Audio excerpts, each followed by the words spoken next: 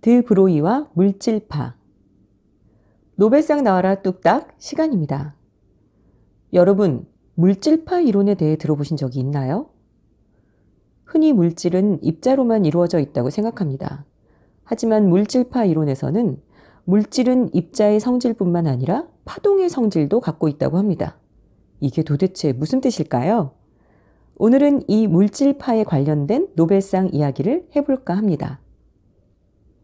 빛의 성질에 대한 연구는 가장 오래된 물리학 주제 중에 하나였습니다. 고대 철학자들은 이 현상을 다른 두 종류의 개념으로 설명하였죠. 물리학의 토대가 생겨나던 당시 천재 뉴턴이 등장하던 시기에는 두 개념이 확실하고 명확한 형태로 발전되었습니다. 하나의 이론은 빛은 물질이 외부로 방출한 밀입자라고 설명합니다. 또 다른 이론은 빛은 파동이라고 합니다. 이렇게 두 이론이 공존 가능했던 이유는 빛의 전파 법칙, 즉 빛이 구부러지지 않고 직선으로 퍼져나가는 현상을 두 이론이 다 잘 설명했기 때문입니다. 19세기에는 빛의 파동 이론이 승리하였습니다. 그 시기에 연구를 시작한 모든 사람들은 빛은 파동이라는 것을 확실하게 배웠습니다. 빛을 파동으로 간주한 이유는 입자 이론으로는 설명이 되지 않는 일련의 현상들 때문입니다. 대표적인 것이 회절 현상입니다. 빛이 틈이나 장애물을 만나면 빛의 일부분이 틈이나 장애물 뒤에까지 돌아 들어가는 현상을 의미하는데요. 이 현상은 오랫동안 파동 이론을 증명하는 결정적인 근거였습니다. 더욱이 19세기에 빛에 대한 더 복잡한 현상들이 많이 알려졌고 그 현상들은 모두 예외 없이 입자 이론으로는 설명하기가 불가능하였는데 파동 이론으로는 완벽하게 설명되었습니다. 또한 19세기에는 원자의 개념이 물리학에 뿌리를 내린 시기입니다.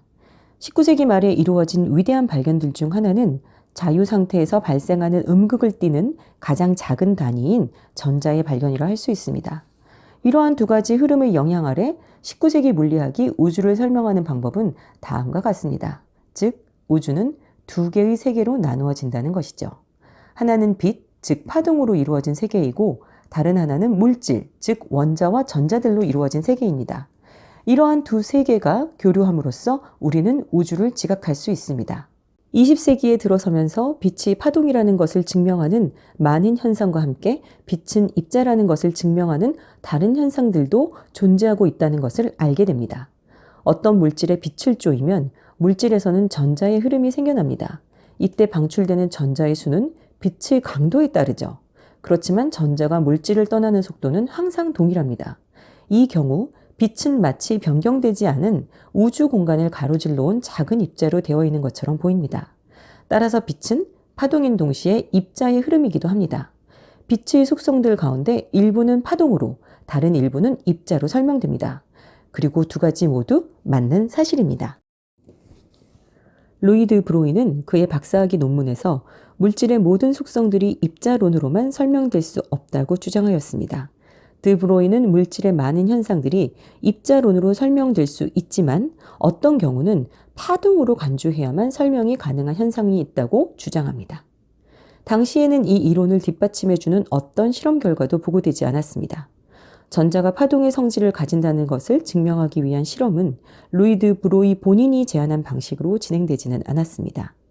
대신 전자빔들이 결정 표면에 반사될 때 또는 얇은 박대를 통과할 때 일어나는 현상 등으로 전자의 파동성을 증명할 수 있었습니다.